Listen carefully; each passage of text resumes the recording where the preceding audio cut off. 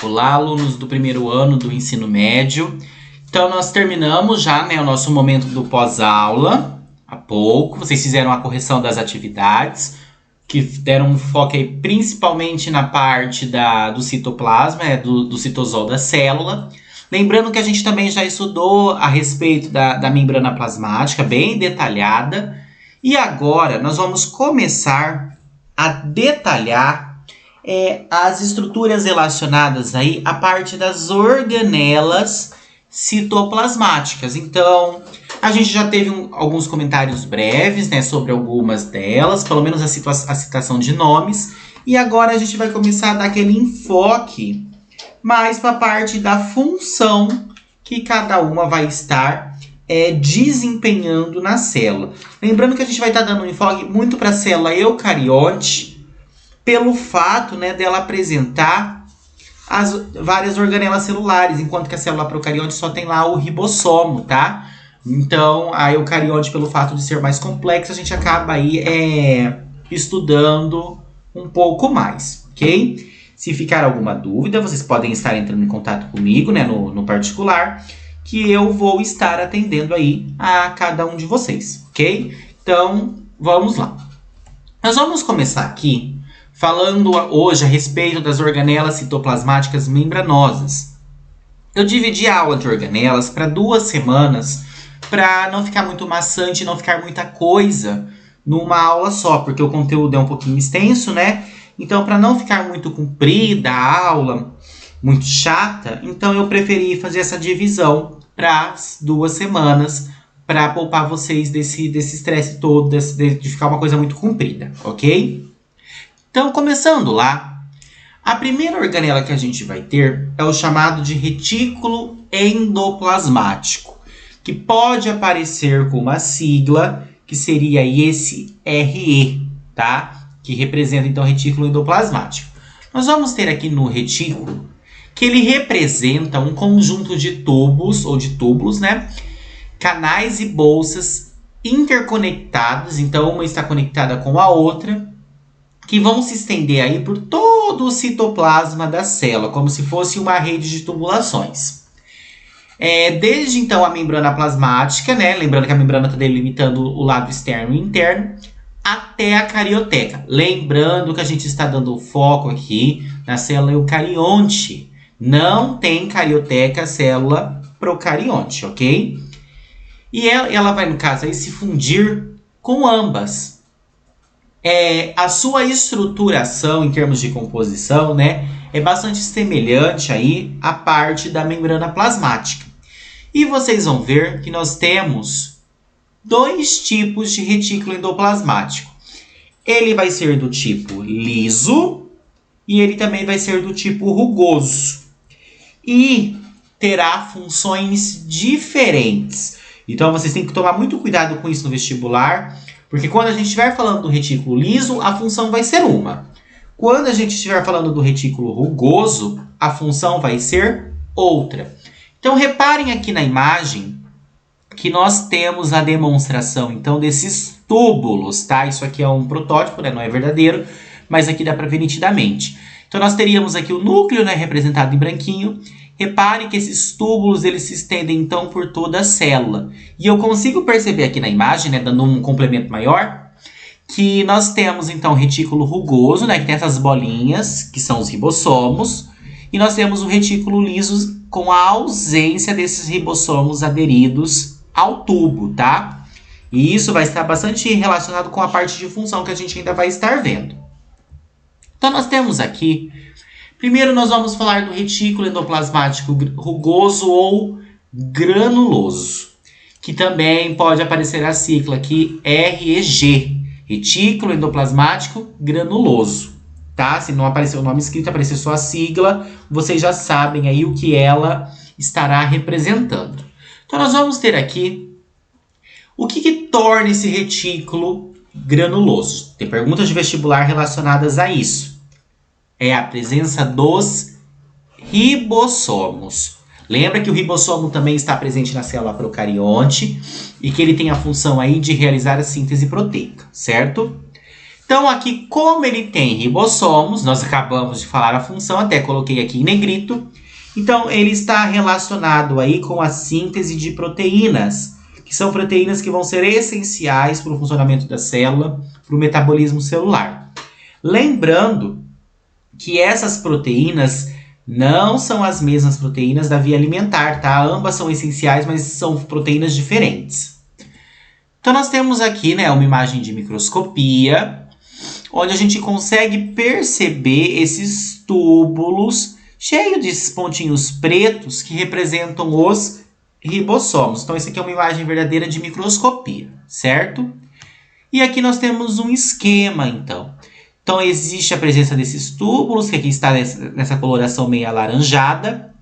E esses pontinhos aqui, azuladinhos, né, meio acinzentados, representam, então, cada um deles um ribossomo, certo? Então, função do retículo granuloso ou rugoso, síntese proteica. Por quê? Porque eles apresentam ribossomos aderidos à parede, ok? Continuando aqui, nós vamos ter o retículo endoplasmático liso ou não granuloso, que também pode aparecer com a sigla RENG, retículo endoplasmático não granuloso. Então, nós vamos ter aqui, que vai ser uma região do tubo, né, onde os ribossomos estarão ausentes. Não existe ribossomos no retículo endoplasmático não granuloso. E pela ausência deles, vai mudar a função. Então, enquanto um tinha a função de síntese proteica, esse outro vai ter outras funções específicas aqui, bastante variadas, que serão, então, a síntese de lipídios, né, que são gorduras essenciais para o corpo. Existem gorduras boas e existem gorduras ruins. Essa aqui, no caso, são gorduras boas. Nós vamos ter o mecanismo de contração muscular. Nós estamos falando aqui principalmente do músculo estriado esquelético, né? Então, ele está relacionado com a contração desse músculo. A liberação da glicose, que vai fornecer energia, né? Que representa um tipo de açúcar. E também uma função muito cobrada no vestibular, que é que ele participa da desintoxicação do organismo mediante as substâncias tóxicas. Álcool, por exemplo, ação de medicamentos. Então, ele ajuda a fazer a limpeza, ele ajuda a fazer a desintoxicação. Então, guardem bem que a função dos dois retículos ela é bastante diferente. E um tem ribossomos aderidos à parede e o outro não tem. Então, nós temos aqui a imagem mostrando esse retículo endoplasmático liso ou não granuloso. Reparem que ele não tem aqui na parede, né, na membrana, a presença dos ribossomos igual tem aqui. Então, por isso que ele é chamado de retículo liso, ok? E aqui nós teríamos o esquema desse retículo, que é, então, a rede de túbulos com a ausência dos ribossomos. Continuando aqui, nós vamos ter o complexo golgiense. Alguns livros trazem como complexo de Golgi, mas a nomenclatura é um pouquinho antiga. Agora, atualmente, a gente usa mais esse termo, complexo golgiense. Então, nós vamos ter aqui um conjunto de bolsas, né, que são achatadas e levemente curvadas. É como se fosse uma bolsinha empilhada em cima da outra, que vai estar associado a um conjunto de vesículas secretoras, então que vão estar carregando aí algum tipo de substância lá pelos transportes através de vesícula que a gente já estudou. A exocitose, por exemplo, que está indo aí para fora da célula. Então, nós vamos ter aqui quais são as funções dele. Ele vai funcionar ali como um correio. Então, ele vai estar transportando substâncias como proteínas no interior da célula. Então, ele forma a vesícula, né, forma a bolsa, guardando essa proteína no caso, e ela é transportada ali pela célula nos locais onde ela vai ter que desempenhar a sua função.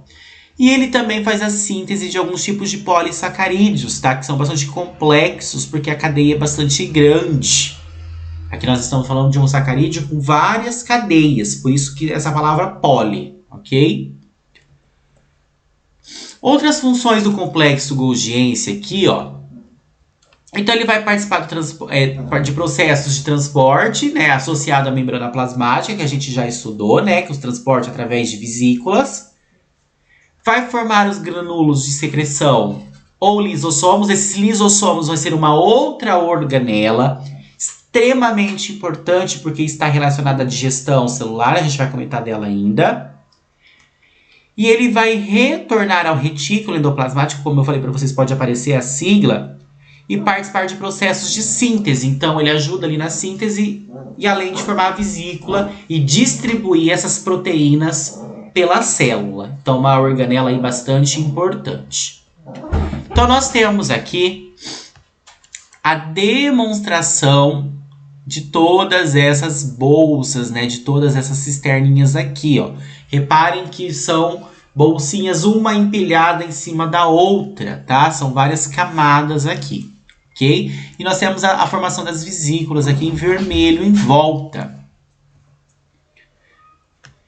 Então aqui está demonstrando certinho, né? A vesícula transportadora aqui, né? As cisternas, que é a região ali interna, né?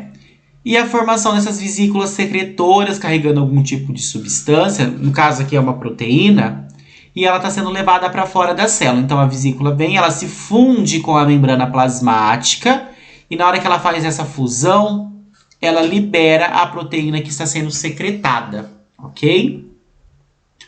Outra organela são os lisossomos, que a gente viu ali, que eles são secretados, né? Eles se desprendem do complexo Golgiense. Então, o complexo dá origem à formação dessas vesículas. As funções dela vão estar relacionadas à digestão intracelular. Intra de dentro, celular de célula. Então, a digestão que ocorre no interior das células de substâncias que são consideradas tóxicas. Então, pode ser, por exemplo, um micro-organismo. Imaginem lá que entrou uma bactéria, né, dentro da célula, e essa bactéria não deveria estar ali. Então, vem esse lisossomo, ele vai englobar a bactéria e vai destruir, vai fazer a digestão dela. E nós também temos uma outra função bastante importante, que é a questão da renovação celular.